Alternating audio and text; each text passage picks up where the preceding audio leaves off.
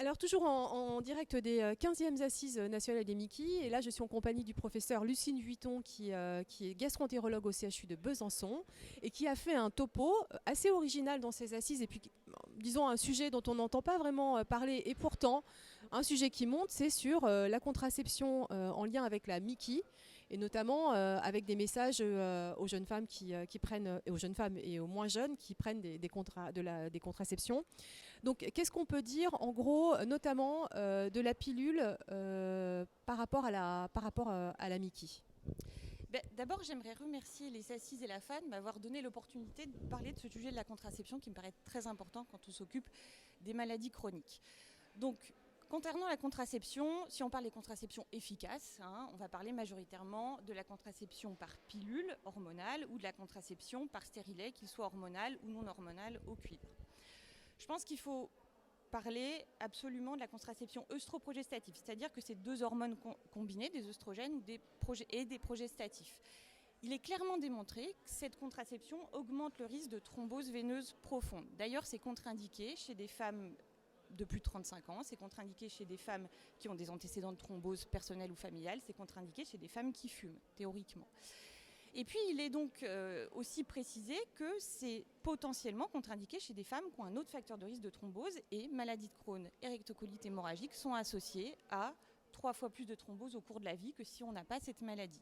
Donc il faut clairement se poser la question, puisque quand on a une Mickey, on va pas prendre le risque d'une contraception à risque de thrombose, notamment si la femme a un autre facteur de risque. Là, je crois qu'il faut l'éviter. Sinon, c'est une discussion bénéfice-risque entre le médecin qui connaît le mieux la patiente, gastro-entérologue, et celui qui s'occupe de sa contraception, qui sera le gynécologue, la sage-femme, le médecin traitant.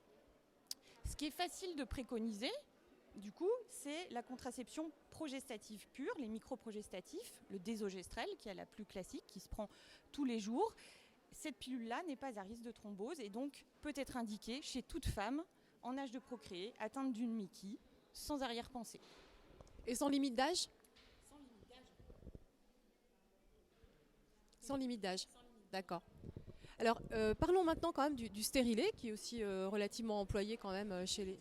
En France, très utilisé en France, posé maintenant également par les sages-femmes et les médecins généralistes spécialisés de la pathologie de la femme. Le stérilet, deux types. Le stérilet hormonal, qui est un stérilet progestatif, et le stérilet au cuivre. Alors là, ce qui va potentiellement poser problème, c'est que c'est un corps étranger et qu'il y a un peu plus de risque d'infection de la sphère gynécologique chez des patientes qui seraient à risque d'infection, et donc chez nos patientes, chez celles qui ont des immunosuppresseurs. Voilà.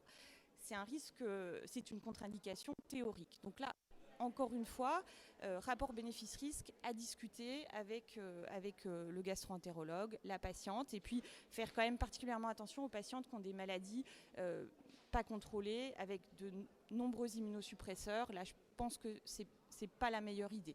On peut aussi parler du stérilet au cuivre qui n'est pas hormonal, mais qui présente l'inconvénient d'augmenter le risque de saignement. On sait que les femmes qui ont un stérilet au cuivre ont beaucoup plus souvent des carences en fer que les femmes qui n'en ont pas. Et donc quand on ajoute cette carence faciale liée au stérilet, puis celle qu'on connaît chez les Mickey, ça fait beaucoup, ça peut engendrer de la fatigue, et c'est pour ça que c'est pas non plus la contraception qu'on proposerait en première intention.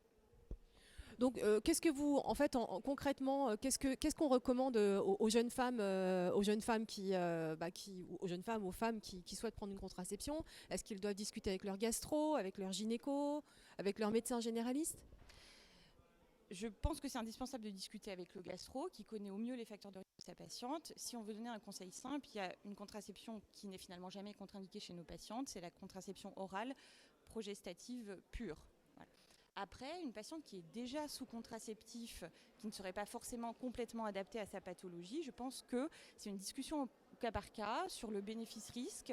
Et il ne faut surtout pas se précipiter pour changer une contraception, il faut en discuter, il faut surtout bien informer les patients et après décider ensemble de ce qu'on fait. Si la maladie est calme, qu'il y a peu de risque de pousser, qu'il y a peu de risque de chirurgie dans les mois qui suivent, que le traitement n'est pas trop lourd, je pense que là, il faut plutôt garder la contraception qui convient à la femme qui l'a choisie. Très bien, c'est très clair. Merci beaucoup.